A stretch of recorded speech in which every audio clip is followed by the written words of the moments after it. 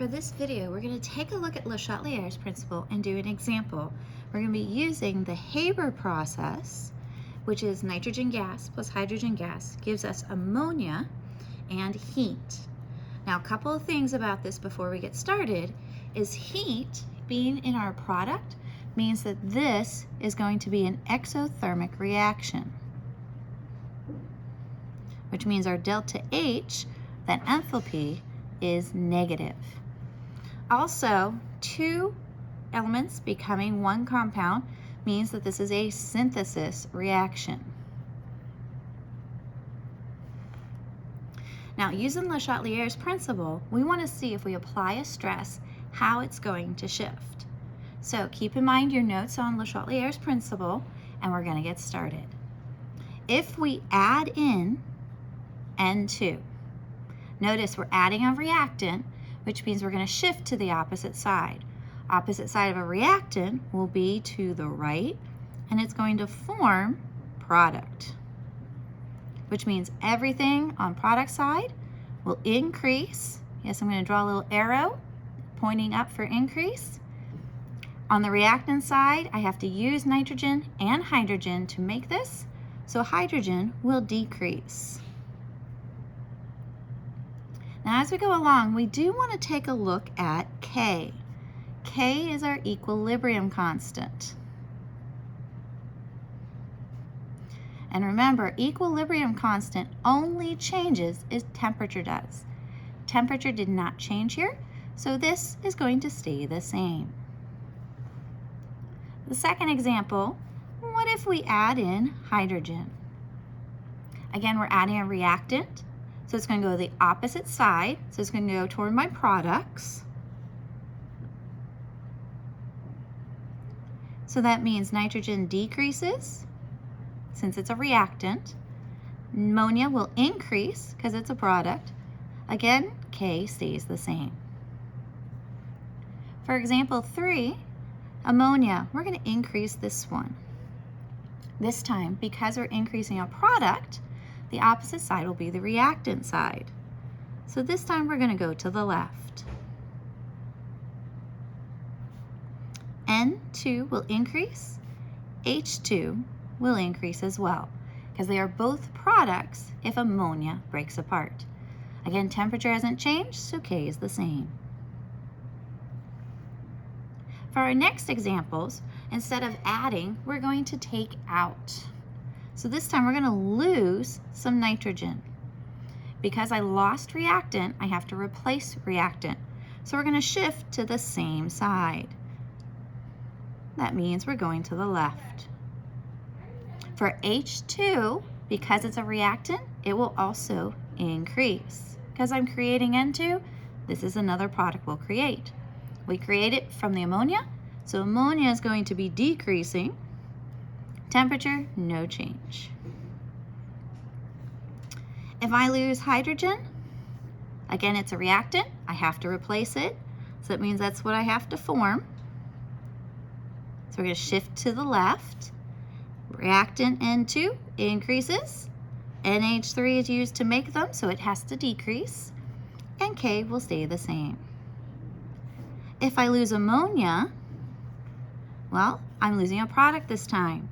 So I'm going to actually go to the product side, the right side, and that's what I'm going to form. Because I'm forming this, that means I have to use N2 and the H2 to create the ammonia I've lost. Again, temperature doesn't change, so it is the same. My next two examples are messing with temperature. Notice we have heat here in my reaction. Because it's actually represented here, I can do the exact same process with heat. So we're going to have an increase in temperature. Notice it's a product, which means we are going to go to the opposite side, and we're going to form reactant. So I'll have an increase in N2, increase in H2, and a decrease in my ammonia. Because temperature will affect my K, we need to have a change here. K is found by products over my reactants.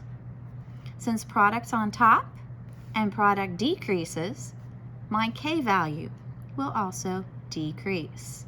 Yes, K will follow whatever product does when there's a temperature change. If I lose my temperature, we decrease it, put it in a cold water bath, add it to ice. Okay, we have to replace, in this case, a product. So this time, we're going to form product. N2 will decrease, H2 will decrease, and NH3 will increase. Product goes up, K goes up. My last two examples I have are dealing with pressure. Now remember, pressure depends on the number of moles, and we need to use our coefficients to find those. On the reactant side, between nitrogen and hydrogen, I have a 1 plus 3 to give me 4 moles. On the product side, the only thing that counts is the ammonia, and it has a 2. So there are 2 moles on my product side. So I want to take a look what happens to pressure in the shifting if it's increased. When I have increase of pressure, that means that we want less moles. To have less moles, I look at my 4 and 2. 2 is the smaller side, so I'm going to shift to form product. N2 will go down, H2 will go up, ammonia goes up. Please forgive me, my H2 actually is going to go down as well. It is a reactant, not a product, and since I'm shifting to the products, my reactants go down. There is no temperature change on this one. Because of that, K stays the same again.